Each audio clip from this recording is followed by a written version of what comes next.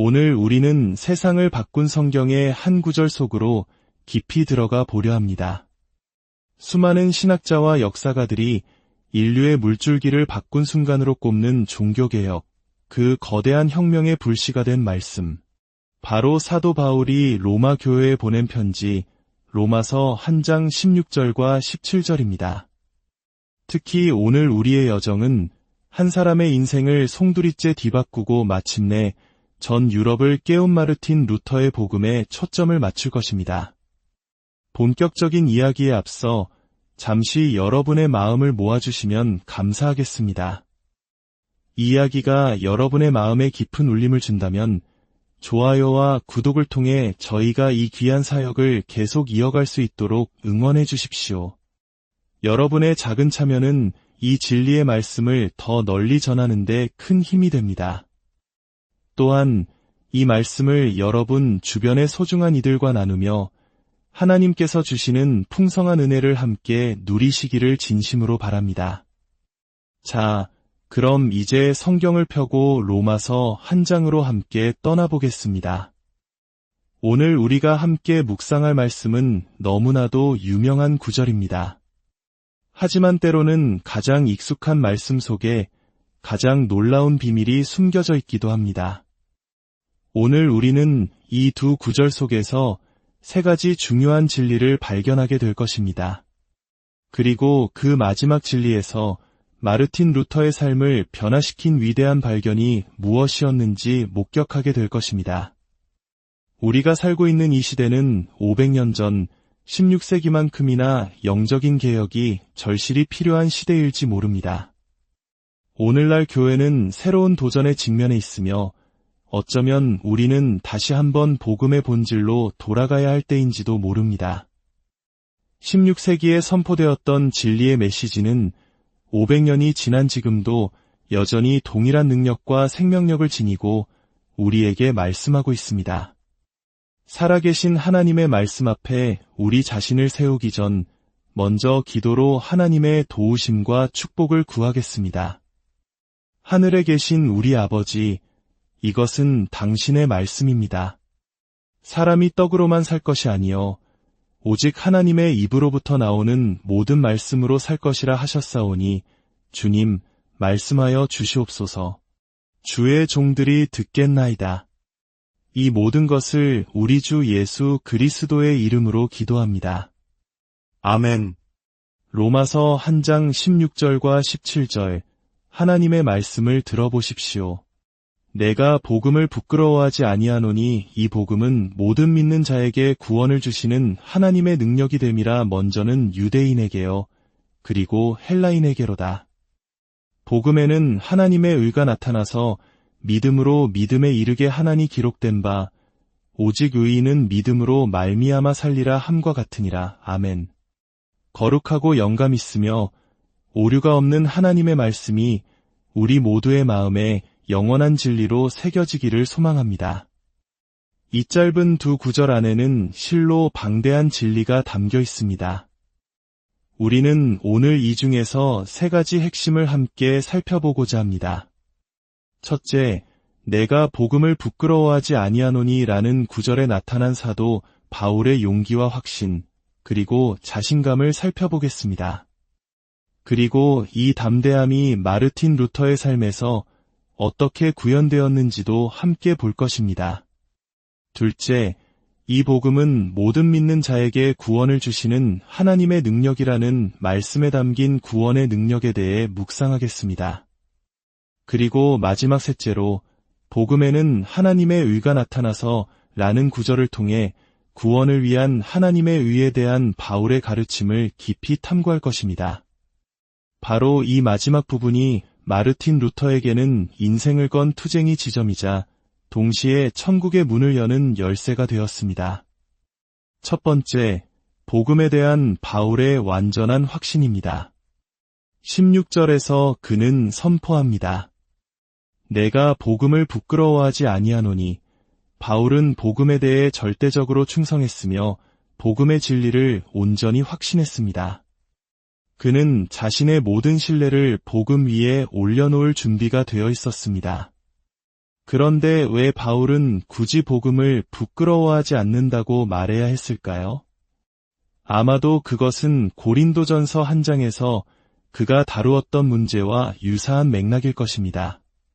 그는 이렇게 말합니다. 십자가의 도가 멸망하는 자들에게는 미련한 것이요. 그러면서 덧붙입니다. 유대인은 표적을 구하고 헬라인은 지혜를 찾지만 그들에게 십자가의 도는 어리석게 보일 뿐이라고 말입니다. 그러나 구원을 받는 우리에게는 그리스도가 바로 하나님의 능력이요 하나님의 지혜입니다. 당시 세상의 눈으로 볼 때 복음은 지극히 어리석은 이야기였습니다. 로마 제국의 지식인들에게는 지적으로 세련되지 못했고 유대인들에게는 그들이 기대하던 메시아의 모습과 전혀 달랐습니다. 그건 말도 안 돼. 그런 방식으로는 구원받을 수 없어라는 조롱과 비판 속에서 바울은 흔들리지 않고 외친 것입니다. 나는 이 복음을 부끄러워하지 않는다. 이 바울의 태도는 오늘날 우리에게 엄청나게 중요합니다. 지난 200년이 넘는 시간 동안 기독교는 세상의 거부와 비판에 직면할 때마다 이런 유혹에 빠졌습니다. 어쩌면 복음의 메시지를 시대에 맞게 업데이트하고 수정해야 세상 사람들을 설득할 수 있지 않을까. 이러한 생각의 흐름은 현대 자유주의 신학의 아버지라 불리는 프리드리히 슐라이어마어 시대부터 시작되었습니다. 그는 본래 개혁교회 목사의 아들이었지만 대학에서 두 가지 교리, 즉 형벌 대속적 속죄와 성경의 무호성에 대해 큰 충격을 받고 회의에 빠졌습니다. 하지만 그의 반응은 기독교를 없애려는 것이 아니었습니다. 오히려 그는 이런 낡고 전통적인 관점들로부터 기독교를 구원하고 싶다고 생각했습니다. 그는 당시 독일의 지성인들에게 더 이상 전통적인 기독교 메시지가 통하지 않는다고 판단했고 문화인들에게 보내는 기독교 강연이라는 제목의 연속 강의를 통해 복음보다 더 설득력 있는 메시지를 제시하려 했습니다. 기독교를 구하기 위해서 말입니다. 하지만 결과는 어땠을까요? 지난 2세기 동안 슐라이어마허의 접근 방식이 적용된 곳마다 예외 없이 교회는 죽어갔습니다. 그의 방식으로 교회를 성장시킨 사람은 아무도 없었습니다. 왜일까요? 너무나 당연한 결과입니다. 구원을 주시는 하나님의 능력은 복음 그 자체이지 복음보다 더 나은 우리의 아이디어가 아니기 때문입니다. 오늘날 21세기를 살아가는 우리에게도 바울의 태도는 절실합니다. 당신이 예수 그리스도의 유일성을 믿는다면, 오직 그리스도 안에서만 구원이 있다고 믿는다면 세상 사람들은 당신을 머리가 3개 달린 사람처럼 쳐다볼 것입니다. 성경이 가르치는 전통적인 성역할과 결혼관을 믿는다면 사람들은 당신을 미쳤다고 생각할 것입니다. 하지만 기억해야 합니다. 복음은 구원을 주시는 하나님의 능력입니다. 이 진리가 마르틴 루터에게는 어떻게 적용되었을까요? 일단 이 복음에 사로잡히자 그는 그것을 위해 죽을 준비가 되어 있었습니다. 물론 그 과정은 길었습니다.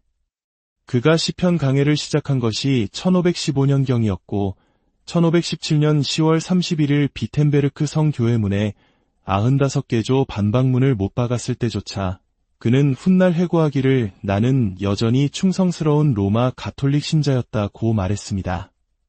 그러나 1521년 신성 로마 제국의 황제와 로마 교황의 사절 앞에 섰을 때 그는 달라져 있었습니다.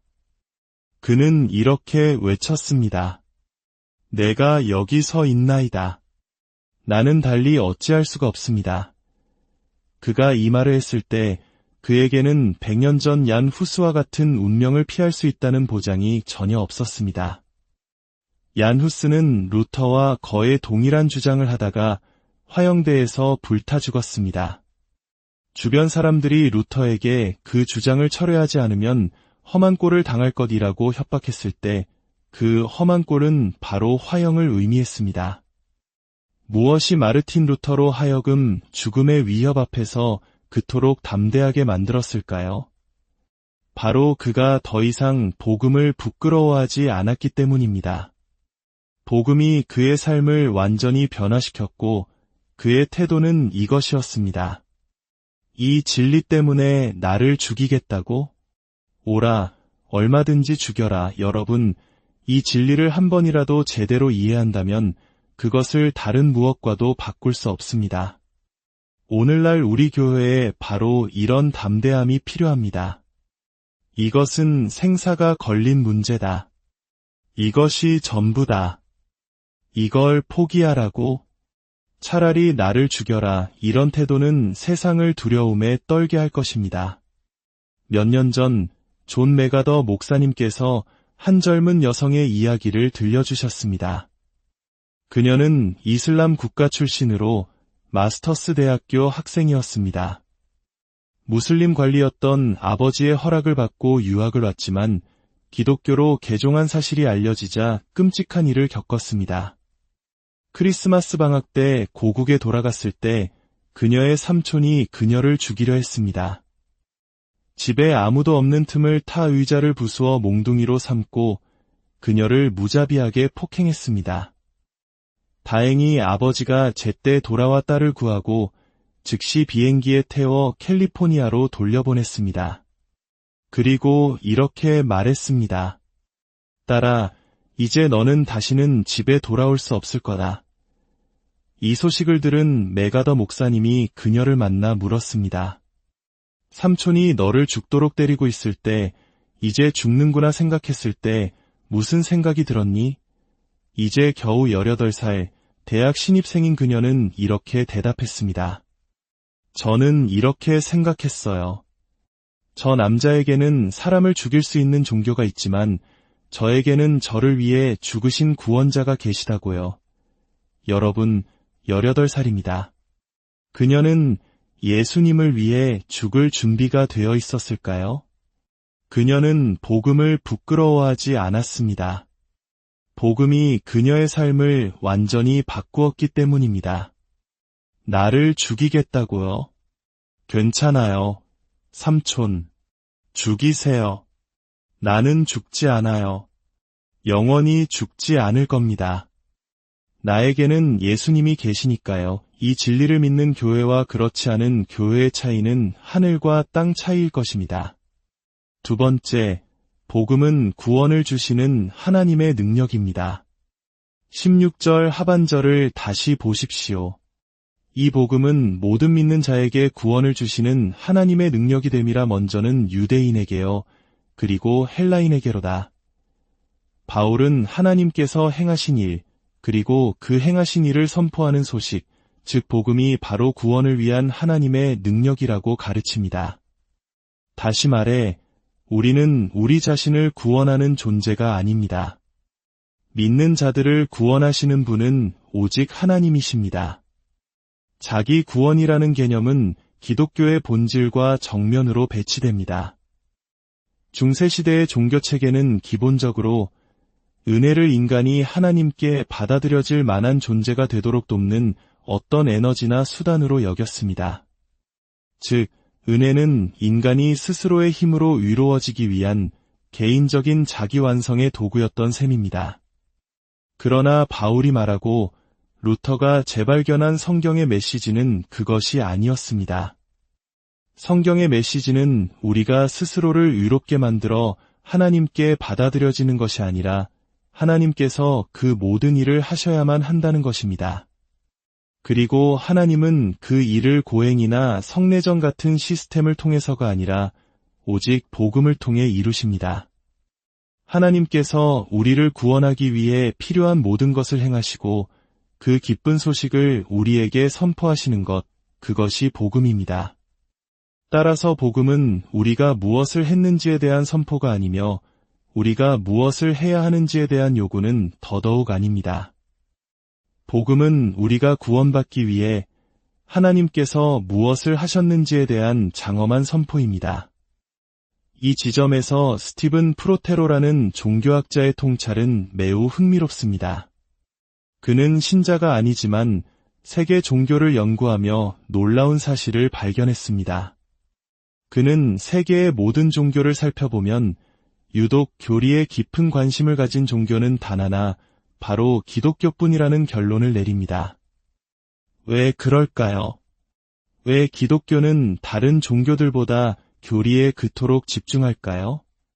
그 이유는 우리가 구원을 윤리적인 자기 구원 프로젝트로 보지 않기 때문입니다.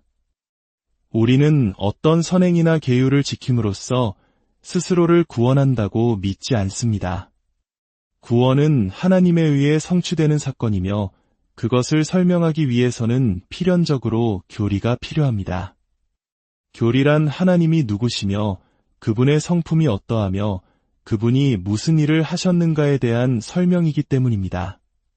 기독교가 은혜의 종교라는 사실 자체가 우리가 교리를 중요하게 여긴다는 점에서 드러나는 것입니다.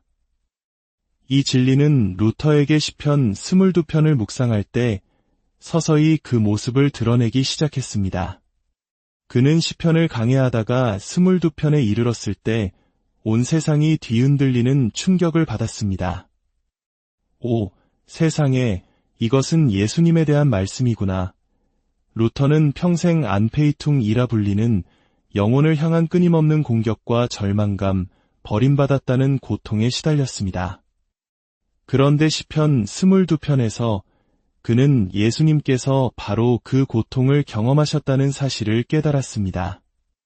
내 하나님이여, 내 하나님이여, 어찌하여 나를 버리셨나이까.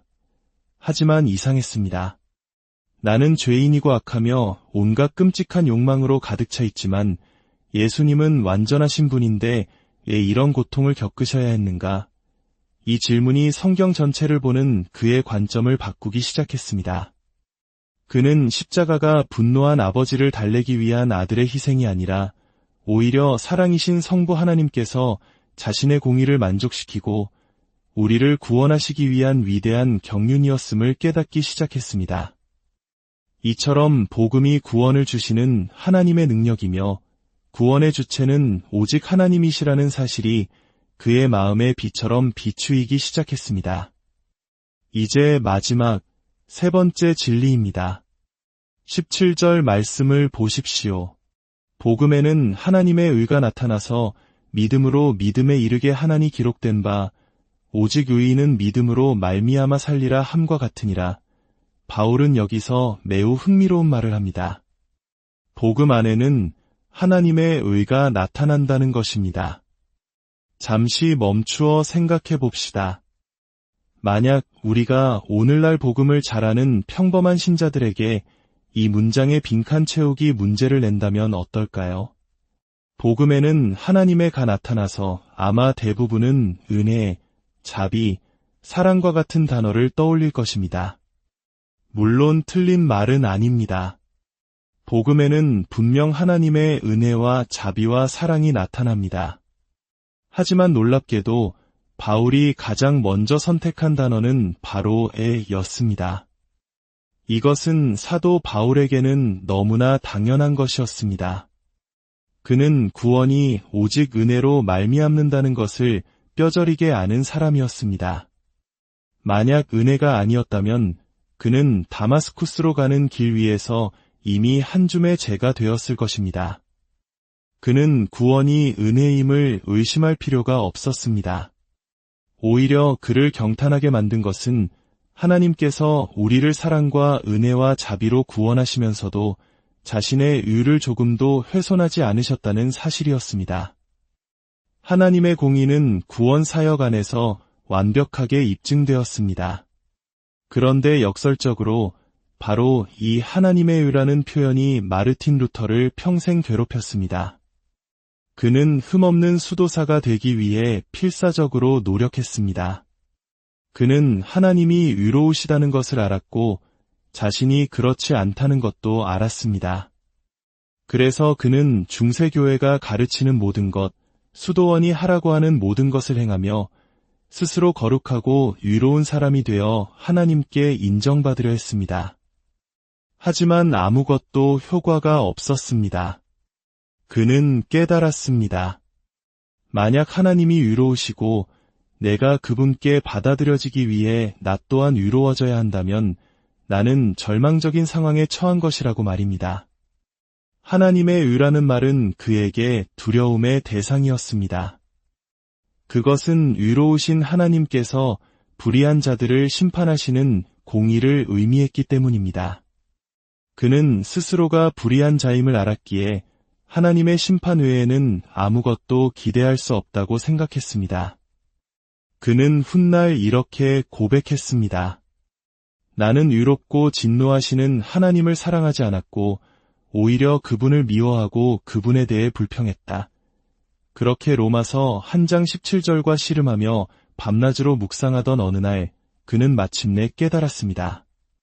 자신이 평생 이 말씀을 오해해왔다는 것을. 바울이 말하는 하나님의 의는 하나님께서 우리에게 요구하시는 의가 아니었습니다. 그것은 하나님께서 우리에게 주시는 의였습니다. 루터 자신의 말을 직접 들어보겠습니다. 나는 바울의 로마서를 간절히 이해하고 싶었지만 하나님의 의라는 한 표현이 길을 가로막았다. 나는 그것을 하나님께서 의로우시며 불의한 자를 벌하시는 그 공의로 이해했기 때문이다. 흠없는 수도사였음에도 불구하고 나는 하나님 앞에서 양심의 가책을 느끼는 죄인으로 서 있었다. 나는 나의 공로가 그분을 달랠 수 있다고 확신할 수 없었다.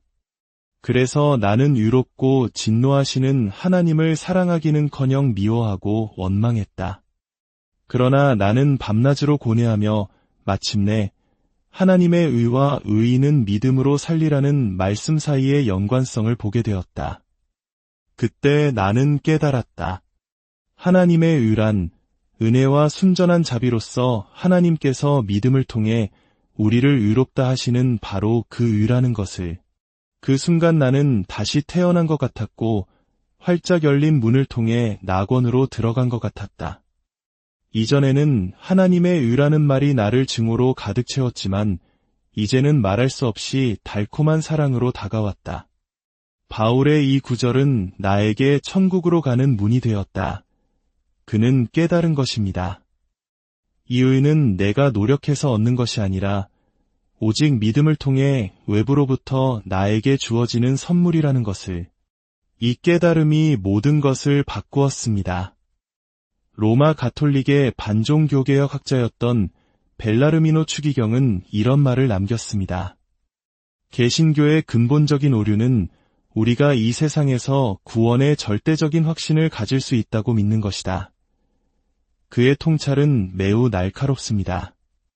만약 구원이 내 안에 어떤 변화나 공로에 근거한다면 우리는 이 생에서 결코 나는 이제 충분하다고 말할 수 있는 지점에 도달할 수 없을 것입니다. 그러나 루터가 깨달은 것처럼 우리의 구원이 우리 자신이나 우리 안의 무언가가 아닌 오직 예수 그리스도께서 행하신 일과 그것을 믿음으로 받은 것에 근거한다면 우리는 구원을 확신할 수 있습니다. 이것이 바로 마르틴 루터의 복음이라 불리는 이유입니다. 그가 이 복음을 발명했기 때문이 아니라 잊혀졌던 위대한 진리를 재발견하여 온 세상에 다시 선포했기 때문입니다. 물론 이 진리는 구약 시대부터 존재했습니다.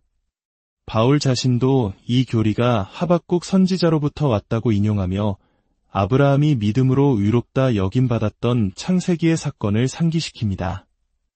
구원은 창세기 3장 15절부터 세상 끝날까지 언제나 그리고 오직 믿음으로 말미암는 것이었습니다. 오직 은혜로, 오직 믿음으로, 오직 그리스도를 통하여. 이 위대한 깨달음이 마르틴 루터 한 사람의 인생을 바꾸었고 지난 500년 동안 교회의 역사를 바꾸었으며 수억 명의 사람들이 이 진리를 통해 예수 그리스도를 구주로 영접하게 되었습니다. 함께 기도하겠습니다. 하나님 아버지, 오늘 당신의 말씀을 통해 우리에게 계시된 이 놀라운 복음의 진리에 감사드립니다.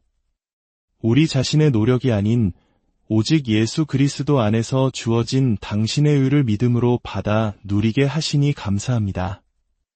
마르틴 루터에게 주셨던 그 담대함과 확신을 우리에게도 허락하여 주셔서 세상 앞에서 복음을 부끄러워하지 않게 하시고 구원의 확신 속에서 기쁨과 자유를 누리며 살아가게 하여 주옵소서. 이 말씀을 듣는 모든 분들의 삶 가운데 하나님의 의가 주는 참된 자유와 평안이 넘치기를 우리 주 예수 그리스도의 이름으로 간절히 기도합니다.